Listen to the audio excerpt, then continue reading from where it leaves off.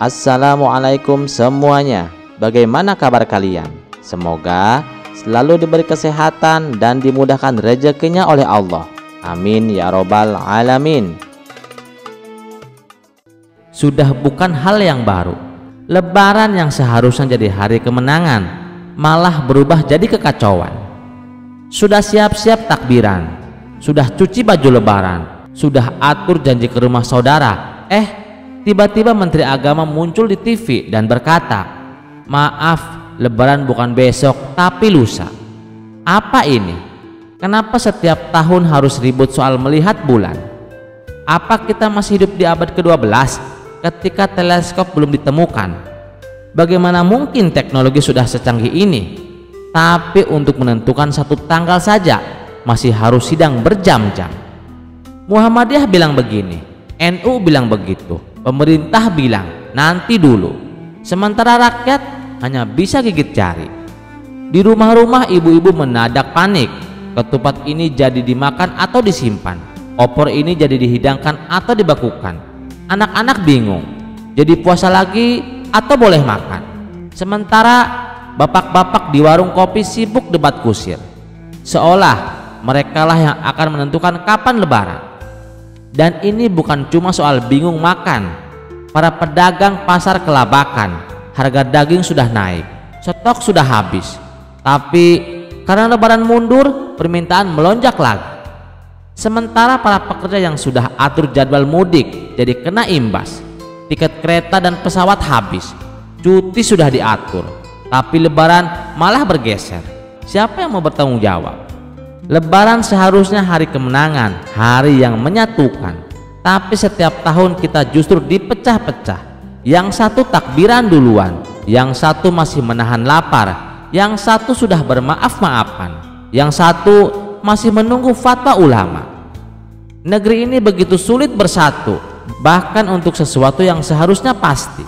Lalu bagaimana mau maju? Itulah sekelumit kenangan tragedi opor dan ketupat yang dihangatkan. Kisah selanjutnya. Suatu hari seorang wanita cantik mendatangi rumah Abu Nawas. Dengan berlinang air mata, wanita itu mengadukan masalah yang menimpanya. "Tuan Abu, maukah kau menolongku?" pinta si wanita. "Ada masalah apa denganmu?" tanya Abu Nawas. "Aku telah mengandung bayi dalam rahimku, tapi aku tak punya suami," jawab si wanita.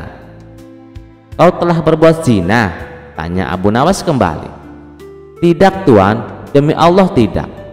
Bayi dalam kandungan ini akibat pemerkosaan. Beberapa bulan yang lalu aku telah diperkosa oleh orang yang tidak dikenal," jawab si wanita. "Lalu apa yang bisa aku bantu?" tanya Abu Nawas kembali. "Aku ingin tuan jadi suamiku. Aku malu tuan, aku punya anak tapi tak ada ayahnya. Orang-orang pasti akan mengira aku bukan wanita baik-baik," kata si wanita.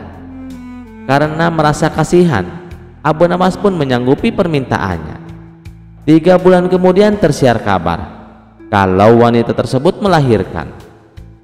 Ketika ditanya orang-orang siapa suaminya, wanita itu menyebutkan nama Abu Nawas. Ia mengaku sudah 3 bulan dinikahi. Sontak kabar ini pun menjadi gempar. Abu Nawas kini menjadi buah bibir di masyarakat. Ada yang menggunjingnya, ada pula yang menghujatnya. Akan tetapi Abu Nawas sama sekali tak menghiraukannya. Ia tak mau ambil pusing mendengar kabar tersebut. Hingga suatu ketika ada salah satu sahabatnya yang memberanikan diri bertanya kepada Abu Nawas. "Maaf kawan, saya ingin bertanya sesuatu kepadamu," kata sahabatnya. "Mau tanya apa?" balas Abu Nawas. "Apa benar wanita yang melahirkan itu istrimu?" tanya sahabatnya. "Iya benar." "Memangnya kenapa?" tanya balik Abu Nawas. Tidak apa-apa. Saya hanya ingin memastikan. Kalau boleh tahu sudah berapa lama menikah?" tanya sahabatnya. "Kurang lebih 3 bulan," jawab Abu Nawas.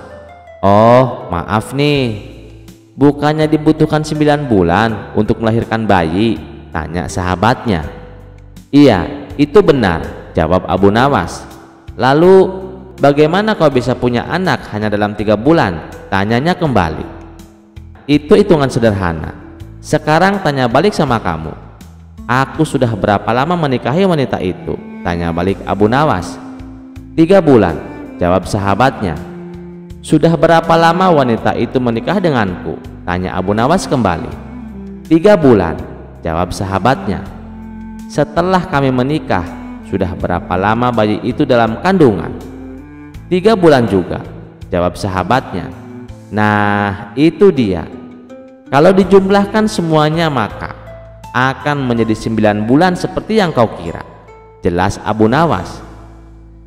Sahabatnya pun menjadi bengong mendengar penjelasan Abu Nawas. Kisah selanjutnya.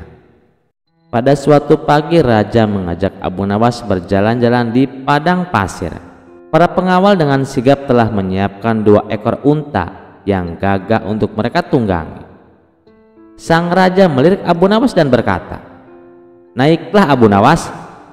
Tanpa ragu, Abu Nawas menaiki untanya dengan hati-hati. Ia berusaha menjaga keseimbangan agar tidak mendahului baginda raja. Baginya, etika di hadapan penguasa adalah hal yang paling penting. Di tengah perjalanan, sang raja memecah keheningan dengan sebuah pertanyaan. "Abu Nawas, apakah kau sudah menikah?" "Iya baginda," jawab Abu Nawas dengan sopan.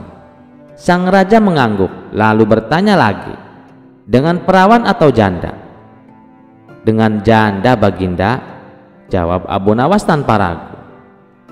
Raja mengerutkan kening, merasa heran dengan pilihan sahabat cerdiknya itu. "Mengapa tidak menikahi seorang perawan saja? Engkau bisa bermain dengannya dan ia bisa bermain denganmu." Abu Nawas tersenyum tipis, lalu dengan nada tenang ia menjawab, "Baginda, aku ini memiliki banyak saudari perempuan. Jika aku menikahi seorang janda, maka ada seseorang yang bisa mengurusi mereka, menyisir rambut mereka, serta merawat mereka seperti seorang ibu.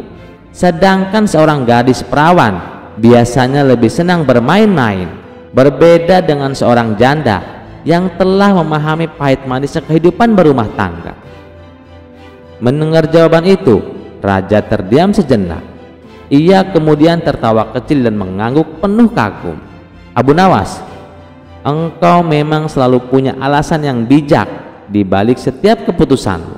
Pesan yang dapat kita petik dari kisah ini adalah bijaklah dalam mengambil keputusan, karena pilihan yang didasarkan pada pertimbangan matang akan membawa manfaat tidak hanya bagi diri sendiri, tetapi juga bagi orang-orang yang di sekitar kita. Kisah selanjutnya. Pada siang hari di bulan Ramadan, Abu Nawas didatangi oleh 2 orang temannya yang tidak berpuasa. Mereka bersekongkol untuk mengerjain Abu Nawas. Tibalah mereka di depan pintu rumah Abu Nawas. Setelah mengucapkan salam, tanpa basa-basi lagi mereka mengajak Abu Nawas ngabuburit, mengisi waktu untuk menunggu berbuka puasa. Sampailah mereka di warung nasi dan teman-temannya membeli nasi untuk dibungkus. Abu Nawas mengira kalau teman-temannya sangat menghormati orang yang sedang berpuasa meski mereka tidak berpuasa, karena temannya tidak makan di warung tersebut namun dibawa pulang. Setelah itu mereka pergi meninggalkan warung tersebut dan sampailah di rumah salah satu temannya. Begitu tiba berbuka puasa, Abu Nawas berkata, "Wah, alhamdulillah, sudah waktunya berbuka puasa." "Minum dulu Abu Nawas, biar batal puasamu," kata temannya. Abu Nawas pun segera minum dan selanjutnya menunggu. Teman mereka bilang, "Silahkan sholat dulu Abu Nawas, nanti ketinggalan sholat maghrib," kata salah satu temannya. Abu Nawas pun kemudian mengambil air wudhu dan menjalankan sholat maghrib. Namun apa yang terjadi? Setelah sholat maghrib pun Abu Nawas belum bisa makan nasi karena temannya menyuruh agar mengaji Al-Quran terlebih dahulu. "Mengajilah Al-Quran terlebih dahulu Abu Nawas, mumpung perutmu masih kosong. Nanti kalau sudah kenyang kamu malah ngantuk," kata teman Abu Nawas. Abu Nawas merasa jengkel, seakan dikerjain oleh teman-temannya. Meskipun begitu, Abu Nawas menurut dan mengaji Al-Quran. Setelah mengaji, Abu Nawas malah diajak lomba tidur. Siapa yang mimpinya paling indah, maka dia berhak menyantap makanan. Abu Nawas, sekarang mari kita lomba tidur. Esok pagi siapa yang mimpinya paling indah, dia bisa makan makanan ini, kata salah seorang temannya. Abu Nawas mulai sadar kalau dirinya dikerjain teman-temannya. Lomba tidur tersebut disanggupi oleh Abu Nawas dengan perasaan marah. Pada esok paginya mereka bertiga bangun. Salah satu temannya bercerita, "Aku tadi malam mimpi indah sekali. Mimpi punya mobil mewah, rumah mewah, pesawat pribadi, dan punya uang banyak sekali." "Mimpimu indah, tapi egois sekali," kata teman yang satunya. Kemudian teman yang satunya lagi menceritakan mimpinya. "Aku semalam bermimpi bahwa negeriku ini tidak punya hutang. Infrastrukturnya bagus sekali, jalan-jalan yang mulus, pelabuhan-pelabuhan lancar, ongkos transportasi murah, rakyat sejahtera, hingga aku tidak bertemu dengan orang yang pernah menerima zakat." "Wah, mimpimu hebat," kata temannya. "Sekarang coba ceritakan mimpimu, Abu Nawas." Abu Nawas bercerita, "Mimpiku biasa saja. Semalam aku bermimpi bertemu Nabi Daud alaihi salam, nabi yang gemar berpuasa. Beliau berpuasa sehari dan berbuka sehari, begitu terus tiap waktu. Kemudian Nabi Daud alaihi salam bertanya, 'Apakah engkau sudah berbuka wahai Abu Nawas?' Saya menjawab, 'Belum,' kata Abu Nawas. Kemudian Nabi Daud alaihi salam menyuruh aku berbuka puasa terlebih dahulu. Kontan saja aku cekatan bangun, mengambil makanan yang sudah kalian belikan." Mimpi Abu Nawas sangat disesali oleh kedua temannya. Mereka kalah cerdik dengan akal Abu Nawas. Niat untuk mengerjain, malah dikerjain Abu Nawas. Kisah selanjutnya. Suatu hari seorang petani tertangkap basah sedang mencuri pisang di sebuah kebun. Pemilik kebun yang geram melihat kejadian itu segera menangkap si pencuri dan membawanya ke istana untuk diadili oleh Raja Harun ar-Rasyid. Namun karena raja menganggap kasus ini sepele, ia memutuskan untuk menyerahkan perkara ini kepada Abu Nawas. "Abu Nawas, aku ingin kau menjadi hakim dalam perkara ini," titah sang raja. Abu Nawas mengangguk dan segera meminta pencuri itu maju ke depan. Dengan suara tenang ia bertanya, "Katakan, mengapa kau mencuri pisang ini?" Pencuri itu menundukkan kepala dan menjawab dengan lirih, "Ampun Tuan Hakim, saya mencuri bukan karena kebiasaan, melainkan karena keterpaksaan. Anak saya kelaparan, sementara saya sudah 1 minggu tidak mendapatkan pekerjaan sebagai kuli. Saya tidak punya uang sepeser pun untuk membeli beras. Jadi saya mencuri pisang ini agar anak saya bisa makan." Abu Nawas menghela napas panjang. Kemudian ia menoleh kepada pemilik kebun. "Berapa banyak pisang yang dia curi?" "1 pohon Tuan Hakim," jawab pemilik kebun dengan nada tegas. Abu Nawas mengangguk pelan dan kembali bertanya, "Apakah kau bersedia memaafkannya?" Karena jelas ia mencuri bukan karena niat jahat, melainkan karena kebutuhan mendesak. Namun pemilik kebun bersikeras, "Tidak, hukum tetaplah hukum. Jika ingin dia bebas, dia harus mengganti harga pisang itu, yaitu 5 dinar." Abu Nawas diam sejenak lalu tersenyum. Ia merogoh sakunya dan mengeluarkan 5 dinar, lalu menyerahkan kepada pemilik kebun. "Ini harga pisangmu, sekarang lepaskan dia."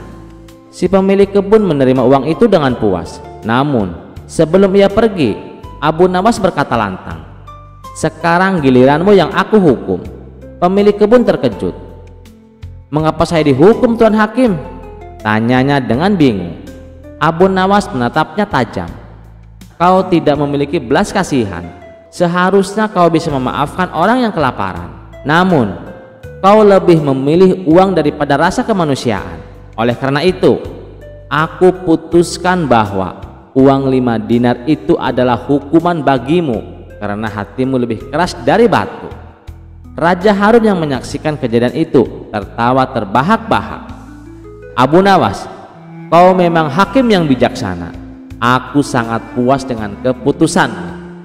Si pencuri pun menangis haru dan berterima kasih kepada Abu Nawas. Sementara itu, pemilik kebun hanya bisa menunduk malu, menyadari bahwa kekikirannya telah menjadi hukuman baginya sendiri.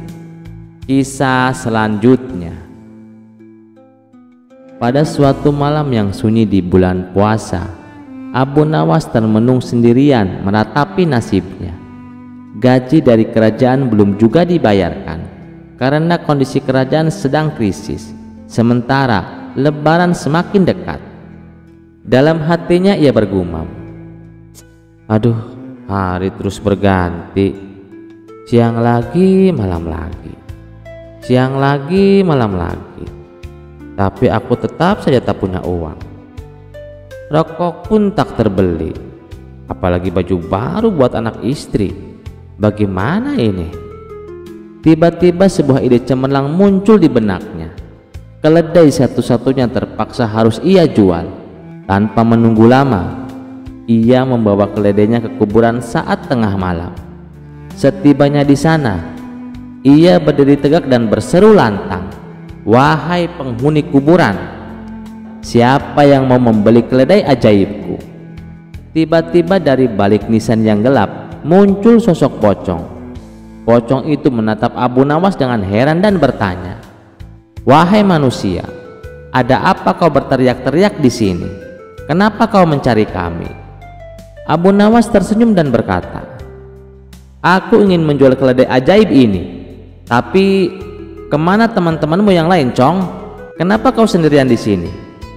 Pocong menghela napas sebelum menjawab, "Teman-temanku sedang sibuk berjaga malam. Aku saja yang kebetulan lewat di sini." Ia kemudian terdiam sejenak, menatap Abu Nawas dengan rasa penasaran, lalu bertanya, "Tapi kenapa kau ingin menjual keledai ini kepadaku?" Abu Nawas berpikir sejenak. Jika aku mengatakan bahwa aku butuh uang, pasti mereka akan menertawakanku karena tahu aku orang miskin.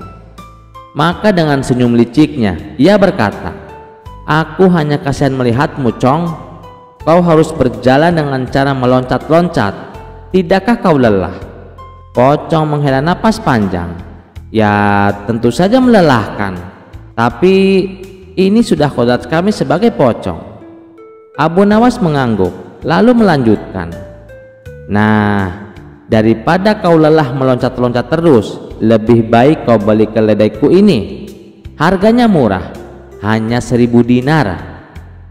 Pocong menatap keledai itu dan berkata, "1000 dinar? Itu mahal sekali. Di pasar, keledai biasa harganya hanya 100 dinar. Abu Nawas tertawa kecil. "Tapi ini bukan keledai biasa, Cong. Ini keledai ajaib. Kau bisa menaikinya dan pergi kemana saja tanpa harus meloncat-loncat." Setelah berpikir sejenak, pocong akhirnya setuju. "Baiklah, aku beli," katanya. Tiba-tiba sebuah peti hitam muncul di depan Abu Nawas, dan di dalamnya terdapat 1000 dinar emas. Dengan penuh kegembiraan, Abu Nawas segera mengambil uang itu dan pergi meninggalkan kuburan.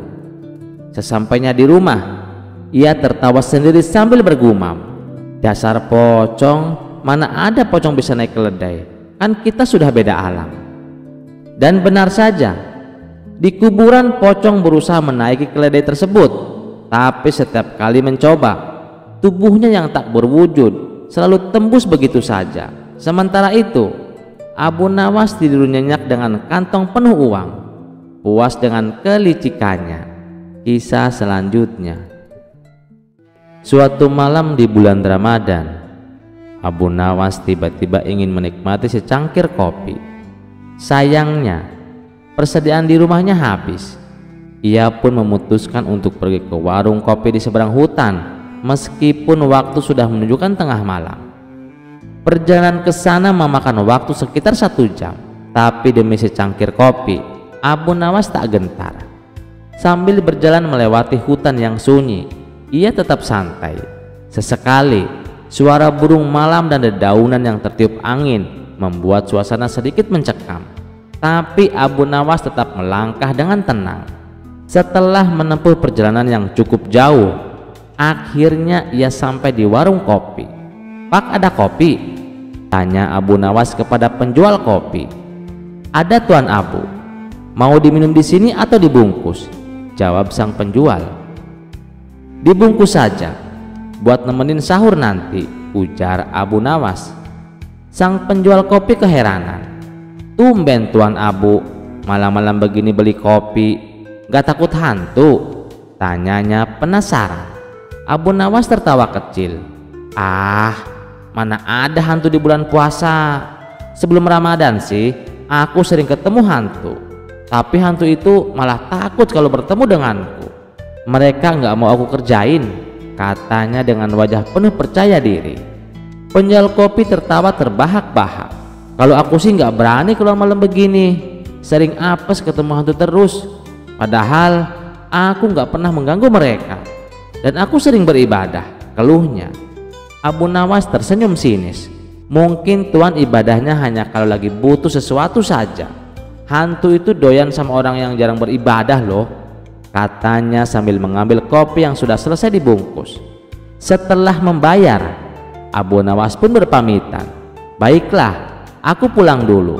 Sahur sebentar lagi," katanya. "Hati-hati Tuan Abu. Di dekat kuburan suka ada Mbak Engkun yang berdiri di ranting pohon," ujar penjual kopi sambil berbisik. Abu Nawas hanya tertawa kecil, melanjutkan perjalanan pulang melewati hutan. Saat melewati kuburan, ia tiba-tiba kebelat kencing. Karena tak tahan, ia pun berhenti di bawah sebuah pohon di pinggir kuburan untuk buang air kecil. Setelah itu ia kembali berjalan pulang. Namun setelah hampir 2 jam berjalan, Abu Nawas mulai heran. "Loh, kok aku balik lagi ke kuburan ini? Bukannya aku sudah berjalan jauh?" gumamnya. Ia mulai berpikir, jangan-jangan aku dikerjain hantu gara-gara tadi kencing enggak permisi, ucapnya dalam hati. Tapi kemudian sebuah ide cemerlang muncul di kepalanya. Abu Nawas teringat bahwa saat berbuka puasa tadi ia makan banyak jengkol. Ia pun tersenyum jahil dan bersiap melancarkan serangan balasan. Dengan suara lantang ia berkata, "Hai hantu penunggu pohon ini, kamu sudah menyesatkan jalanku. Kalau kau masih menggangguku, aku kencingin lagi pohon ini. Kebetulan aku habis makan jengkol, jadi siap-siap mabuk." Tiba-tiba sebuah bayangan putih melesat cepat ke atas, menghilang seketika. Abu Nawas tertawa puas. "Mampus kau, berani-beraninya mengerjai aku," katanya sambil kembali melanjutkan perjalanan. Kali ini jalannya terasa lebih lancar. Hanya butuh 1 jam, akhirnya ia sampai di rumah tepat waktu untuk sahur. Dengan santai ia duduk menyeruput kopi yang tadi dibelinya sambil menikmati sebatang rokok. "Aduh, malam ini benar-benar nikmat," gumamnya sambil tertawa puas. Kisah selanjutnya. Bulan Ramadan telah tiba. Kota penuh dengan semangat ibadah dan aroma makanan lezat menjelang berbuka puasa. Di sudut pasar, para pedagang takjil sibuk menjajakan dagangan mereka. Ada yang menjual kurma, bubur, manisan, hingga roti khas Timur Tengah. Suatu sore Abu Nawas berjalan-jalan mencari takjil. Ia melihat sebuah gerobak dengan spanduk besar bertuliskan, "Takjil murah, hanya 1 dinar." Mata Abu Nawas langsung berbinar. "Wah, murah sekali ini. Biasanya takjil di sini mahal, tapi ini cuma 1 dinar. Aku harus membelinya," gumamnya. Dengan langkah cepat Abu Nawas mendekati penjualnya, seorang pria bertubuh gemuk dengan senyum ramah. "Tuan, apakah takjilnya masih ada?" tanya Abu Nawas. "Tentu saja, masih banyak. Silahkan dibeli," jawab si penjual dengan senyum lebar. "Baiklah, saya beli takjilnya. Tolong buatkan 1 porsi," kata Abu Nawas. Si penjual bertanya, "Tuan ingin isi berapa kurma dalam takjilnya?" Abu Nawas mengernyitkan dahi. "Memangnya ada pilihan isi?" Si penjual mengangguk. "Ya Tuan, kami punya takjil isi bebas, minimal 1 buah kurma, selebihnya terserah Anda." Abu Nawas berpikir, kalau murah begini lebih baik ambil yang agak banyak saja.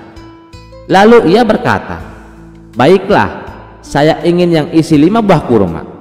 Si penjual segera menyiapkan takjil, memasukkan 5 buah butir kurma ke dalam mangkuk berisi susu dan madu, lalu menyerahkannya kepada Abu Nawas. Abu Nawas mengeluarkan uang 1 dinar dan memberikannya kepada si penjual. Namun begitu menerima uang itu, si penjual mendelik dan berkata, "Tuan, uangnya kurang." "Apa? Kurang? Bukankah harganya 1 dinar?" tanya Abu Nawas bingung. Si penjual tersenyum penuh kemenangan. "Benar Tuan, tapi 1 dinar untuk takjil yang berisi 1 buah kurma. Tuan memesan isi 5, jadi harganya 5 dinar." Mata Abu Nawas langsung membelalak. "Astagfirullah, jadi kau menjual takjil dengan sistem harga per butir kurma? Kenapa tidak kau tulis dengan jelas?" protes Abu Nawas.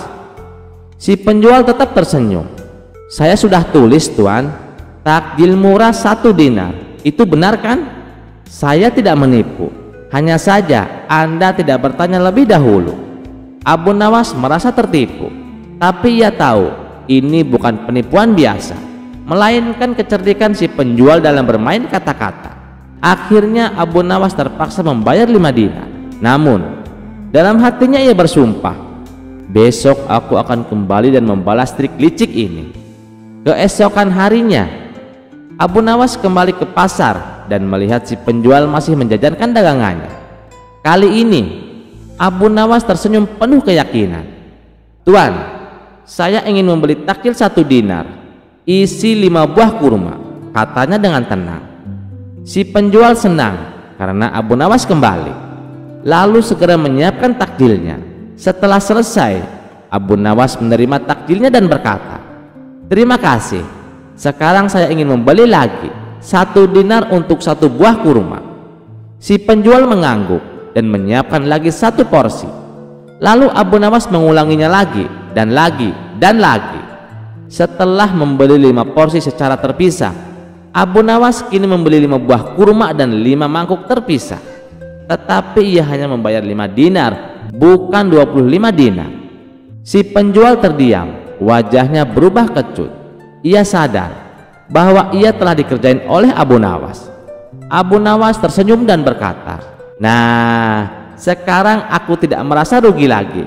Hukum jual beli harus adil, bukan?" Jamaah yang melihat kejadian itu tertawa terbahak-bahak. Si penjual takjil akhirnya mengakui kecerdikan Abu Nawas dan mengubah spanduknya agar lebih jelas tertulis harga per kurma, agar tak ada lagi yang tertipu atau membalasnya seperti Abu Nawas. Kisah selanjutnya. Suatu hari seorang ulama istana yang merasa dirinya lebih pandai ingin menjatuhkan Abu Nawas di hadapan raja dan para pejabat kerajaan. Dengan alasan diskusi ilmu, ia mengundang Abu Nawas ke aula istana.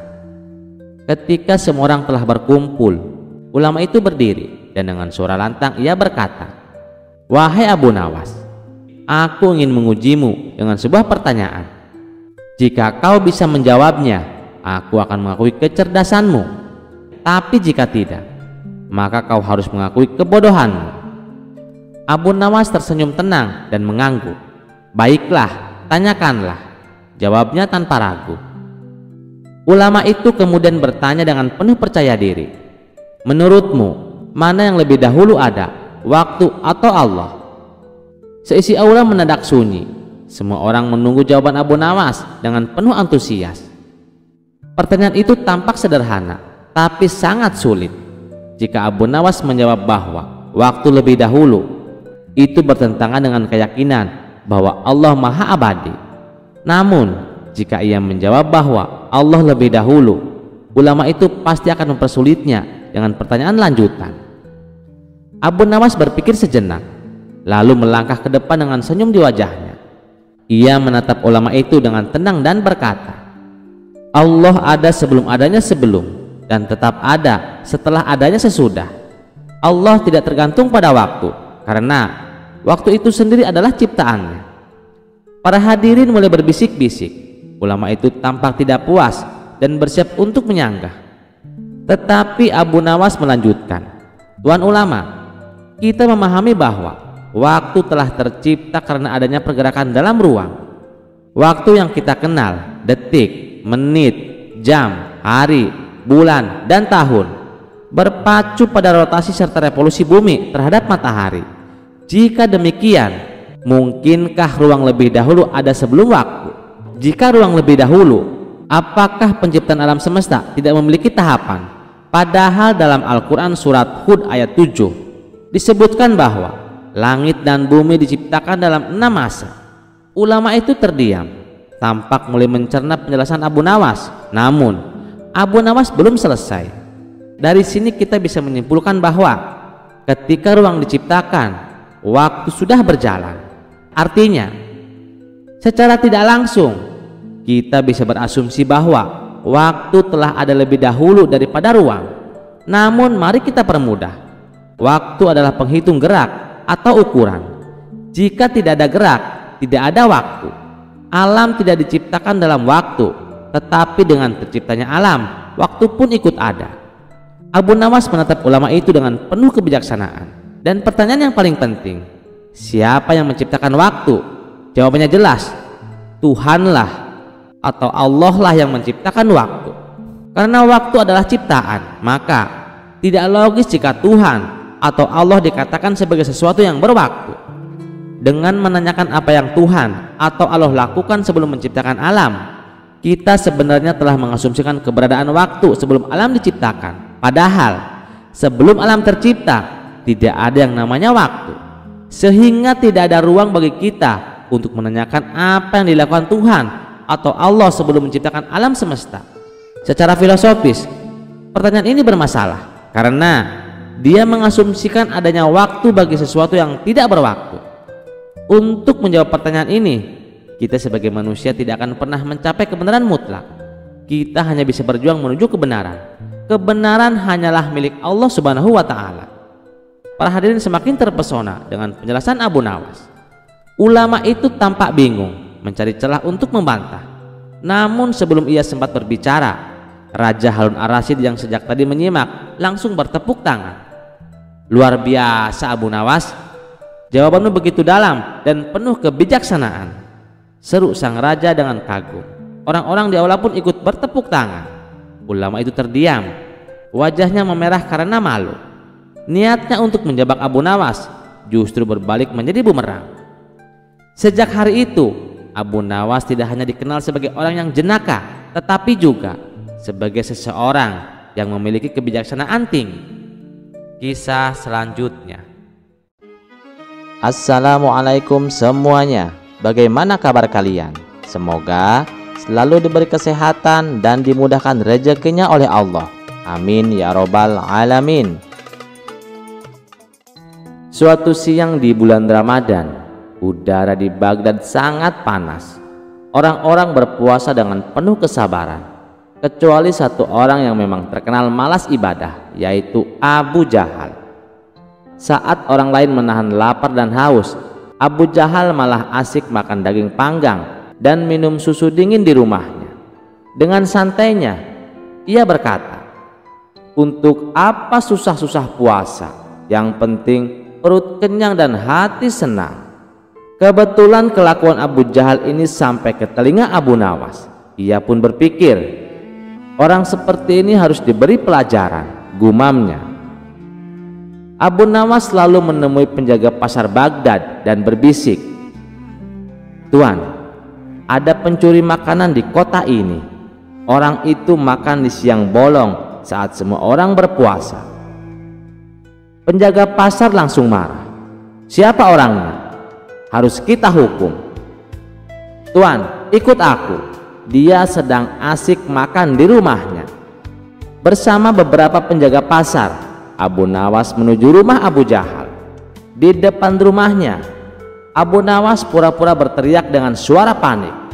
Celaka, ini celaka, ada orang kerasukan jin lapar. Penjaga pasar kebingungan. Jin lapar? Apa maksudmu Abu Nawas? Iya, aku melihat dengan mataku sendiri. Orang itu tidak bisa berhenti makan meskipun ini bulan Ramadan. Itu pasti jin lapar yang menyamar jadi manusia. Para penjaga langsung menerobos masuk ke rumah Abu Jahal.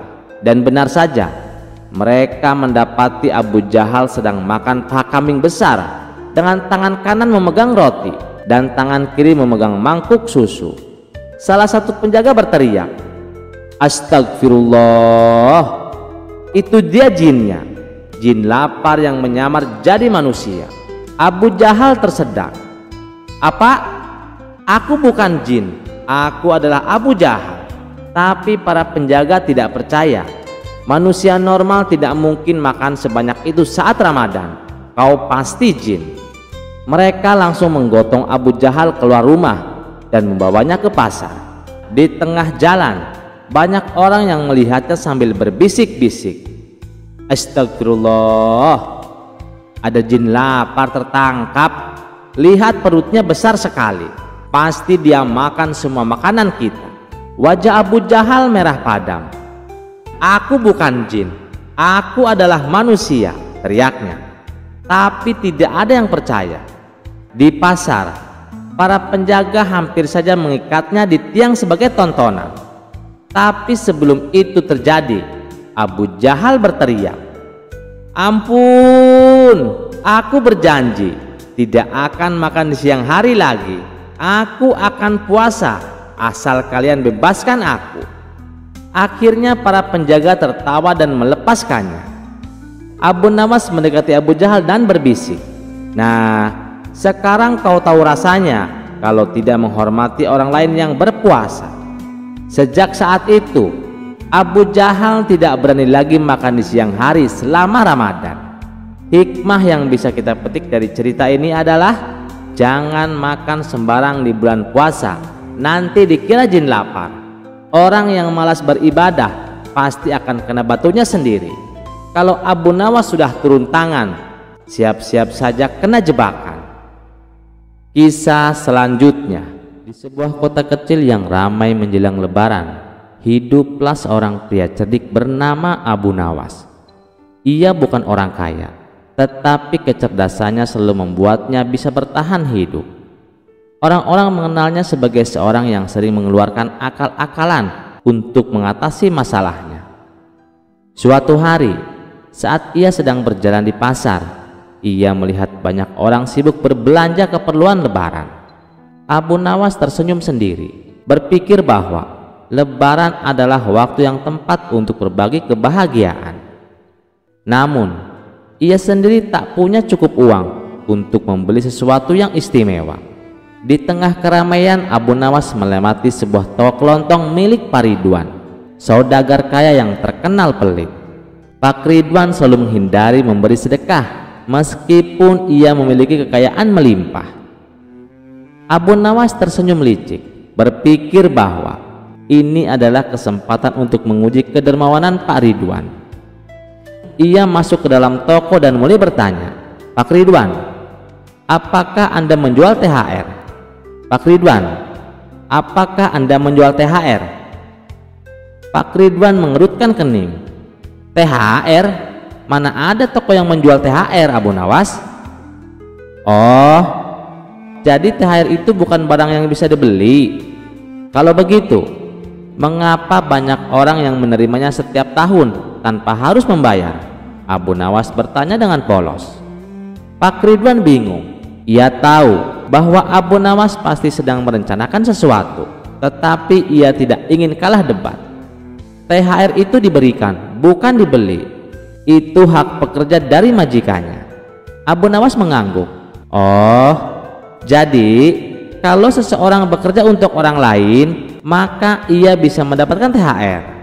"Tentu saja," jawab Pak Ridwan. Abu Nawas tersenyum lebar. "Oh, kalau begitu, Pak Ridwan, saya sudah bekerja untuk Anda sepanjang tahun." Pak Ridwan terkejut. "Hah? Emangnya kapan kamu pernah bekerja untuk saya?" Abu Nawas menjawab dengan santai, "Setiap hari saya selalu berbicara tentang toko Anda kepada orang-orang. Saya memuji kualitas barang dagangan Anda sehingga banyak orang datang dan berbelanja. Bukankah itu semacam promosi? Tanpa saya sadari, saya sudah membantu meningkatkan penjualan Anda." Pak Ridwan terdiam. Orang-orang di sekitar mulai tertawa mendengar akal cerdik Abu Nawas.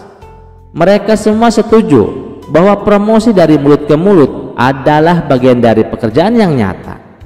Malu karena kalah dalam perdebatan, Pak Ridwan akhirnya mengambil sebuah amplop berisi uang dan memberikannya kepada Abu Nawas.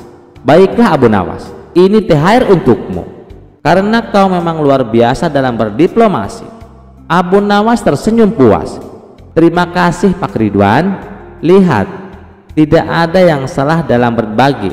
Justru semakin banyak memberi, semakin banyak pula yang akan kita dapatkan." Orang-orang bersorak gembira melihat kejeniusan Abu Nawas. Dengan uang THR yang diterimanya, ia tidak hanya membeli keperluan untuk dirinya sendiri, tetapi juga membaginya kepada anak-anak yatim di kampungnya. Pesan moral yang bisa kita petik dari cerita ini: kecerdikan bukan hanya digunakan untuk keuntungan pribadi, tetapi juga bisa dimanfaatkan untuk mengajarkan kebaikan. Berbagi rezeki tak akan membuat seseorang miskin, justru akan membawa keberkahan yang lebih besar. Kisah selanjutnya, Abu Jahal berulah lagi. Sepertinya tidak ada kapok-kapoknya. Padahal ia sudah pernah dipermalukan oleh Abu Nawas di depan orang banyak saat ketahuan tidak berpuasa dan makan dengan seenaknya tanpa menghormati orang-orang yang sedang berpuasa. Kala itu Abu Jahal digotong ke pasar dan dipermalukan di depan orang banyak, hingga akhirnya ia meminta ampun kepada Abu Nawas dan berjanji tidak akan mengulanginya lagi. Namun ternyata janjinya hanya omong kosong belaka. Suatu hari sahabat Abu Nawas datang dengan wajah penuh kekesalan. "Abu Nawas, Abu Jahal belum juga kapok, padahal dulu dia sudah berjanji akan bertaubat dan menjalankan puasa. Tapi lihat sekarang, dia tetap saja makan di siang bolong." Mendengar hal itu, Abu Nawas hanya tersenyum tenang. "Jangan khawatir sahabatku, tenang, akan aku beri pelajaran lagi kepada Abu Jahal. Biar kali ini dia benar-benar sadar bahwa puasa itu wajib bagi setiap muslim." Suatu ketika di siang hari, Abu Nawas mendatangi rumah Abu Jahal. Ia mengetuk pintu dengan wajah tampak lemas dan suara lirih. "Wahai Abu Jahal, aku datang kepadamu dalam keadaan yang sangat lemah. Aku hampir pingsan karena sangat lapar dan haus. Kau tahu sendiri, aku adalah orang miskin yang selalu kekurangan makanan." Mendengar itu, Abu Jahal tersenyum licik. Ia berpikir bahwa ini adalah kesempatan untuk menunjukkan bahwa dirinya lebih unggul dari Abu Nawas. "Kasihan sekali kau Abu Nawas, sini masuklah. Aku punya banyak makanan dan minuman, mari kita makan bersama." Abu Nawas pura-pura terkejut. "Benarkah? Tapi ini bulan Ramadan Abu Jahal, apa kita boleh makan?" tanyanya dengan suara pelan. Abu Jahal tertawa. "Ah, tenang Abu Nawas, puasa itu tidak wajib bagi orang-orang sepertiku. Aku punya alasan sendiri. Yang penting aku kenyang dan bahagia." Mendengar itu, Abu Nawas langsung masuk dan duduk. Ia makan dengan lahap, bahkan lebih lahap dari Abu Jahal sendiri. Setelah makan, Abu Nawas berbaring dengan perut kenyang. Lalu ia menghela napas panjang dan berkata, "Wahai Abu Jahal, aku sangat bersyukur kepadamu karena hari ini aku bisa makan di siang hari tanpa takut berdosa." Abu Jahal tertawa puas. "Itulah gunanya berteman denganku Abu Nawas." Namun Abu Nawas tersenyum licik dan berkata, "Tapi ada satu hal yang perlu kau ketahui. Aku tadi makan karena aku dalam keadaan darurat. Aku benar-benar lemah. Dalam Islam, orang yang sangat lemah diperbolehkan berbuka. Namun kau makan tanpa alasan, padahal tubuhmu sehat. Jadi aku mendapat pahala, sementara kau mendapat dosa." Wajah Abu Jahal langsung pucat. "Apa? Bagaimana bisa begitu, Abu Nawas?" Abu Nawas melanjutkan, "Sebagaimana firman Allah Subhanahu wa Ta'ala, barang siapa yang kelaparan dan kehausan, lalu ia khawatir sampai akan mengarah kepada kematian, maka ia wajib membatalkan puasanya, meskipun ia sehat dan tidak dalam perjalanan, berdasarkan firman Allah Subhanahu wa Ta'ala, dan janganlah kamu menjatuhkan dirimu sendiri ke dalam kebinasaan." Quran Surat Al-Baqarah ayat 195. Sebagaimana dijelaskan di atas, membatalkan puasa karena tidak kuat diperbolehkan dengan syarat dalam kondisi darurat atau jika khawatir menimbulkan hal yang tidak diinginkan. Contohnya, bagi orang yang lanjut usia, ibu hamil, menyusui, orang yang sedang sakit keras, atau pekerja berat yang berisiko jatuh sakit jika tetap berpuasa. Allah Subhanahu wa Ta'ala berfirman dalam surat Al-Baqarah ayat 184, "Dan bagi mereka yang tidak sanggup berpuasa kecuali dengan mengalami kesukaran yang sangat, wajib membayar fidyah, yaitu memberi makan seorang miskin." Sudah paham apa yang aku jelaskan, Abu Jahal? Abu Jahal terdiam, lalu berkata, "Abu Nawas, aku sudah berdosa yang sangat besar. Ampuni aku, Abu Nawas. Mintalah ampunan kepada Allah Subhanahu wa Ta'ala. Segeralah kamu bertobat," sahut Abu Nawas. Sejak saat itu Abu Jahal mulai berubah dan menjalankan kewajibannya sebagai seorang muslim. Ia mulai berpuasa di hari-hari berikutnya serta membayar fidyah sebagai denda karena sengaja tidak berpuasa di hari-hari sebelumnya. Ia mulai berpuasa di hari-hari berikutnya serta membayar fidyah sebagai denda karena sengaja tidak berpuasa di hari-hari sebelumnya. Dengan penuh kesadaran, ia terus menjalankan ibadah puasa sebagai bentuk taubat dan pengganti hari-hari yang telah terlewat. Kisah selanjutnya, Raja Harun al-Rasyid duduk di singgasananya dengan senyum penuh kelicikan. Ia tak pernah bosan menguji kecerdasan Abu Nawas. Hari itu ia memanggilnya ke istana dengan tantangan baru. Ketika Abu Nawas tiba, raja berkata, "Abu Nawas, aku ingin kau menghitung semua bintang di langit. Jika kau bisa melakukannya, aku akan memberikanmu hadiah besar. Tapi jika tidak, kau akan dianggap tidak lagi cerdik dan akan dihukum." Abu Nawas mengelus janggutnya dan menjawab, "Ampun Baginda, menghitung bintang di langit itu sangat mustahil Baginda." Raja tersenyum penuh tipu daya. "Jadi kau menolak, Abu Nawas?" "Tidak Baginda, tidak, hamba tidak menolak." "Baiklah Baginda, saya akan melaksanakan tugas ini." Saat Abu Nawas keluar dari istana, beberapa menteri menertawakannya. Mereka berbisik-bisik, kali ini Abu Nawas pasti dihukum. Tidak mungkin ia bisa menghitung bintang." Namun Abu Nawas tetap melangkah dengan tenang. Sesampainya di rumah, ia termenung sejenak, lalu tiba-tiba ia tersenyum. Sebuah ide cemerlang muncul di benaknya. Tanpa membuang waktu, ia pergi ke pantai dan mengambil satu karung penuh pasir halus. Ia menggotong karung itu pulang dengan penuh keyakinan. Keesokan harinya Abu Nawas kembali ke istana dengan membawa kantong berisi pasir. Semua orang di istana menatapnya dengan penuh rasa penasaran. Raja menatapnya dengan sinis. "Abu Nawas, apakah kau sudah melaksanakan tugas yang aku berikan?" Abu Nawas tersenyum lebar. "Tentu saja sudah Baginda." Raja mengangguk. "Lalu, berapa jumlah bintang di langit?" Dengan penuh percaya diri, Abu Nawas meletakkan kantong berisi pasir di hadapan raja. "Baginda, semua bintang di langit ada di dalam karung ini." Semua orang terkejut dan mulai berbisik-bisik. Raja pun segera membuka karung tersebut dan ternyata isinya hanyalah pasir. Seketika wajah raja berubah merah padam. "Apa-apaan ini Abu Nawas? Ini hanya sekarung pasir," bentak raja dengan marah. Abu Nawas tetap tenang dan menjawab, "Benar Baginda, pasir yang ada di dalam karung ini jumlahnya sama dengan jumlah bintang di langit. Jika Paduka tidak percaya, silahkan hitung sendiri." Ruangan menjadi hening. Para menteri yang sebelumnya menertawakan Abu Nawas kini terdiam, tak tahu harus berkata apa.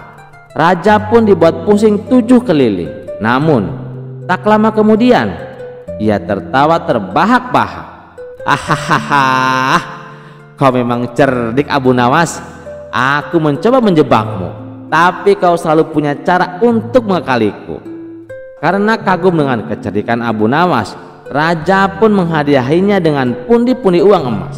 Sementara para menteri yang sempat menertawakannya hanya bisa menelan ludah. Seperti biasa, Abu Nawas pulang dengan kemenangan, membuktikan bahwa akal cerdiknya tak tertandingi. Kisah selanjutnya. Menjelang bulan Ramadan, sudah menjadi kewajiban bagi umat Islam untuk menjalankan ibadah puasa selama sebulan. Baginda raja yang sudah terbiasa tentu bukanlah merupakan beban baginya, bahkan menjadi momentum yang dinanti-nantikan. Apalagi dengan seorang Abu Nawas, ulama sufi yang taat menjalankan perintah agama. Pada suatu hari Baginda raja bertanya kepada Abu Nawas, "Kenapa sih puasa di bulan Ramadan hanya sebulan?" Abu Nawas menjawab, "Itu kan sudah ketetapan dari Allah Paduka. Kita selaku hambanya cukup menjalankan." Sesaat Baginda raja terdiam, seolah tidak puas dengan jawaban tersebut. "Emangnya kenapa Paduka? Apakah Paduka keberatan menjalankan puasa sebulan?" tanya Abu Nawas. "Tidak, aku justru merasa bahagia," balas Baginda raja. "Jadi begini Abu Nawas, ngomong-ngomong tentang puasa, apakah kamu sanggup bila puasa setahun penuh?" tanya Baginda raja. "Waduh, saya kurang tahu Paduka. Lagian tidak ada perintahnya Paduka, ngapain harus menyiksa diri?" jawab Abu Nawas. "Kamu itu kan ulama sufi Abu Nawas, masa tidak kuat? Begini saja, aku ada tantangan untukmu," ucap Baginda raja. "Hah? Tantangan apa itu?" tanya Abu Nawas heran. "Aku tantang kamu berpuasa setahun penuh, tapi puasa yang akan kamu lakukan harus sesuai dengan anjuran agama. Apakah kamu sanggup?" tanya balik Baginda raja. Sontak Abu Nawas terkejut mendengarnya. Dalam hati ia berkata, "Hah? Emangnya ada puasa setahun? Itu kan perkara bid'ah yang tidak diajarkan Rasulullah. Bagaimana Abu Nawas? Kau berani tidak menerima tantangan ini?" desak Baginda raja. "Maaf yang mulia, bukannya saya tidak sanggup, tetapi saya bingung mencari alasan untuk membenarkan ibadah puasa yang akan saya lakukan," ujar Abu Nawas. "Itu urusanmu.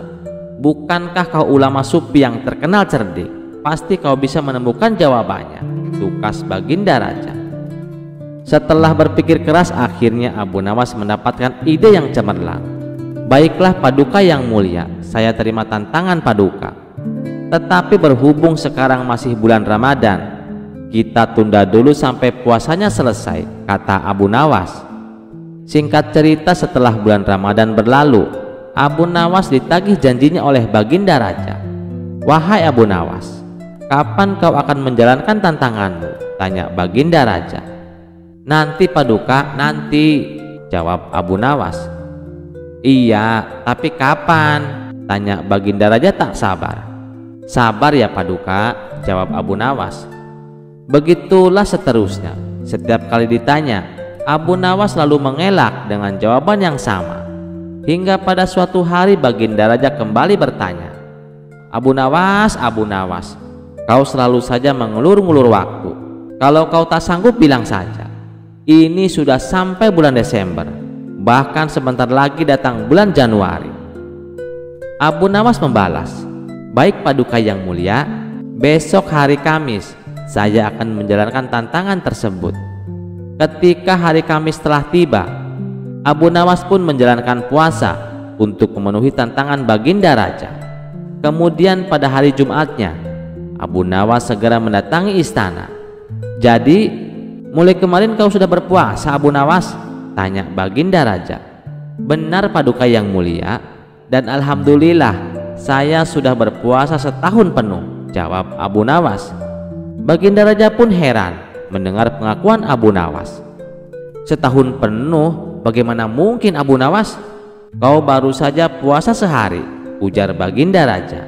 "Begini Paduka yang mulia, kemarin waktu hari Kamis itu adalah akhir tanggal bulan Desember, dan sekarang sudah awal bulan Januari dengan tahun yang berbeda. Itu berarti saya sudah menjalankan puasa selama setahun, dan ibadah puasa yang saya lakukan sesuai dengan yang dianjurkan Rasulullah, yaitu berpuasa pada hari Kamis. Jadi kesimpulannya, saya mulai berpuasa pada akhir tahun di bulan Desember dan berbuka puasa di awal tahun pada awal bulan Januari," jelas Abu Nawas. Seketika Baginda Raja tertawa dan memuji akan kecerdikan Abu Nawas. Ia pun akhirnya mendapatkan hadiah berupa pundi-pundi uang dari Baginda Raja. Kisah selanjutnya.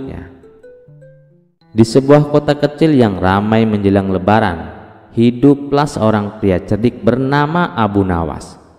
Ia bukan orang kaya, tetapi kecerdasannya selalu membuatnya bisa bertahan hidup. Orang-orang mengenalnya sebagai seorang yang sering mengeluarkan akal-akalan untuk mengatasi masalahnya. Suatu hari, saat ia sedang berjalan di pasar, ia melihat banyak orang sibuk berbelanja keperluan Lebaran. Abu Nawas tersenyum sendiri, berpikir bahwa Lebaran adalah waktu yang tepat untuk berbagi kebahagiaan. Namun, ia sendiri tak punya cukup uang untuk membeli sesuatu yang istimewa. Di tengah keramaian, Abu Nawas melewati sebuah toko kelontong milik Pak Ridwan, saudagar kaya yang terkenal pelit. Pak Ridwan selalu menghindari memberi sedekah meskipun ia memiliki kekayaan melimpah. Abu Nawas tersenyum licik, berpikir bahwa ini adalah kesempatan untuk menguji kedermawanan Pak Ridwan. Ia masuk ke dalam toko dan mulai bertanya, "Pak Ridwan, apakah Anda menjual THR? Pak Ridwan, apakah Anda menjual THR?" Pak Ridwan mengerutkan kening. "THR? Mana ada toko yang menjual THR, Abu Nawas?" "Oh, jadi THR itu bukan barang yang bisa dibeli. Kalau begitu, mengapa banyak orang yang menerimanya setiap tahun tanpa harus membayar?" Abu Nawas bertanya dengan polos. Pak Ridwan bingung. Ia tahu bahwa Abu Nawas pasti sedang merencanakan sesuatu, tetapi ia tidak ingin kalah debat. THR itu diberikan, bukan dibeli. Itu hak pekerja dari majikannya. Abu Nawas mengangguk. "Oh, jadi kalau seseorang bekerja untuk orang lain, maka ia bisa mendapatkan THR?" "Tentu saja," jawab Pak Ridwan. Abu Nawas tersenyum lebar. "Oh, kalau begitu, Pak Ridwan, saya sudah bekerja untuk Anda sepanjang tahun." Pak Ridwan terkejut. "Hah? Emangnya kapan kamu pernah bekerja untuk saya?" Abu Nawas menjawab dengan santai. "Setiap hari saya selalu berbicara tentang toko Anda kepada orang-orang. Saya memuji kualitas barang dagangan Anda sehingga banyak orang datang dan berbelanja. Bukankah itu semacam promosi? Tanpa saya sadari, saya sudah membantu meningkatkan penjualan Anda." Pak Ridwan terdiam. Orang-orang di sekitar mulai tertawa mendengar akal cerdik Abu Nawas. Mereka semua setuju bahwa promosi dari mulut ke mulut adalah bagian dari pekerjaan yang nyata. Malu karena kalah dalam perdebatan, Pak Ridwan akhirnya mengambil sebuah amplop berisi uang dan memberikannya kepada Abu Nawas. "Baiklah Abu Nawas, ini THR untukmu. Karena kau memang luar biasa dalam berdiplomasi." Abu Nawas tersenyum puas. "Terima kasih Pak Ridwan. Lihat, tidak ada yang salah dalam berbagi. Justru semakin banyak memberi, semakin banyak pula yang akan kita dapatkan." Orang-orang bersorak gembira melihat kejeniusan Abu Nawas. Dengan uang THR yang diterimanya, ia tidak hanya membeli keperluan untuk dirinya sendiri, tetapi juga membaginya kepada anak-anak yatim di kampungnya. Pesan moral yang bisa kita petik dari cerita ini: kecerdikan bukan hanya digunakan untuk keuntungan pribadi, tetapi juga bisa dimanfaatkan untuk mengajarkan kebaikan. Berbagi rezeki tak akan membuat seseorang miskin, justru akan membawa keberkahan yang lebih besar. Kisah selanjutnya. Kedatangan bulan Ramadan menjadi harapan bagi umat manusia untuk berlomba-lomba dalam kebaikan. Berpuasa berarti menahan diri dari segala perbuatan buruk, sebagaimana hadis riwayat Imam Bukhari dan Muslim. Rasulullah SAW bersabda, apabila bulan Ramadan datang, maka pintu-pintu surga akan terbuka dan pintu-pintu neraka akan tertutup, serta setan-setan akan dibelenggu. Sejak zaman Nabi Adam alaihissalam, iblis sudah berjanji untuk terus mengganggu umat manusia hingga hari kiamat kelak. Akan tetapi, ada saat-saat di mana setan tidak mampu menggoda manusia. Pada bulan suci yang penuh berkah ini, setan akan terbelenggu.